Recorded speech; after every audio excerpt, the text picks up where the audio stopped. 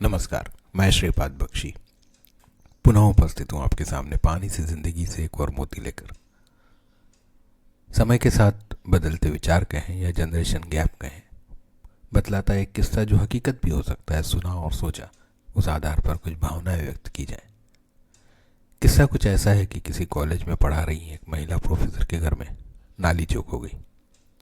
रोजमर्रा के काम प्रभावित होने लगे। रविवार की छुट्टी होने के कारण जो वो सारे काम बाकी थे जो साधारणतः छुट्टी के दिन ही होते हैं। इधर उधर बात करने के बाद एक बंदे का नंबर मिला, उसे कॉल किया तो तुरंत आ भी गया और लगभग 15 मिनट में काम भी पूरा कर दिया।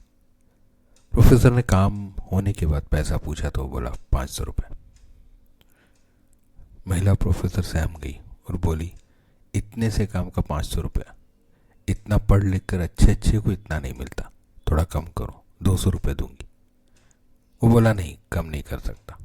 थोड़ी बहस होने लगी तो महिला की सांस बाहर आ गई और पूछा, क्या हुआ?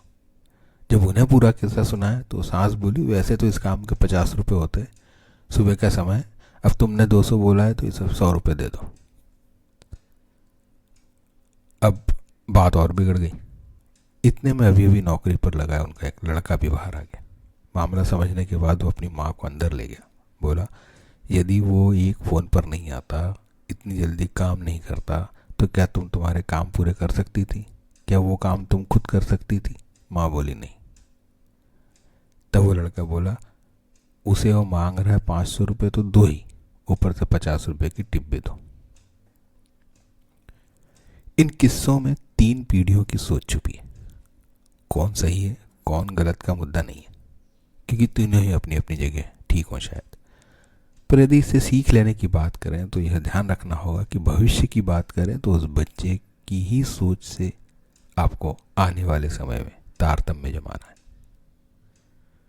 उसकी माँ को यह समझाना कि क्या वह काम वो खुद कर सकती थी और क्या उस काम के ना होने से उसकी असुविधा नहीं बढ़ती, युवाओं की सोच और जीवन शैली को चित्रित करती है। आज का युवा समझदार भी है, उसके जीने का अंदाज भी हमसे अलग है। क्योंकि वे अलग हैं इसलिए गलत है या सोचना गलत होगा। हर आने वाला नया मोबाइल पुराने मोबाइल से बेहतर है, और हमारे हिसाब से सोचें तो हम तो लैंडलाइन है। पैसा कमाना, पैसा बचाना, पढ़ना, पढ़ते ही जाना, देर रात तक जागना, सुबह देर से उठना, धार्मिक रहना या नास्तिक रहना, पारिवारिक संबंधों को महत्व देना या ना देना, अपनी चादर देखकर पैर फैलाना या नहीं फैलाना, ऐसे सैकड़ों विषयों पर आपकी राय उनकी राय से नहीं मिलेगी। यह गांठ बांधनी होगी और इस बात के लिए बड़े संघर्ष के साथ बदलना होगा स्वयं को कि आपका पैसा भी अपने ऊपर ही खर्च करना है। अपने घर को जो बड़ी मेहनत से बनाया था वो रखना है कि बेचना है, आपको ही सोचना है। उनके भविष्य की चिंता में अपने सपनों और इच्छाओं को किस हद तक तिलांजलि देनी, ये सोच विचार और चिंतन का विषय है। यदि बहुत ही सतही समीकरण की बात करें तो हमें क्या मिला और हमने क्या दिया, तो शायद बहुतांश के संदर्भ में हमारा पलड़ा भारी भी हो। शायद बहुत नाजुक मुद्दा है। सही और गलत के बीच की लकीर बहुत महीन है। हर घर, हर किस्सा अलग है, व्यवस्थाएं अलग हैं, समीकरण अलग है। परंतु एक बात जो 16 आने सच्ची है कि अपेक्षा की गठरी चाहे किसी की भी हो, कांच की ही होती है।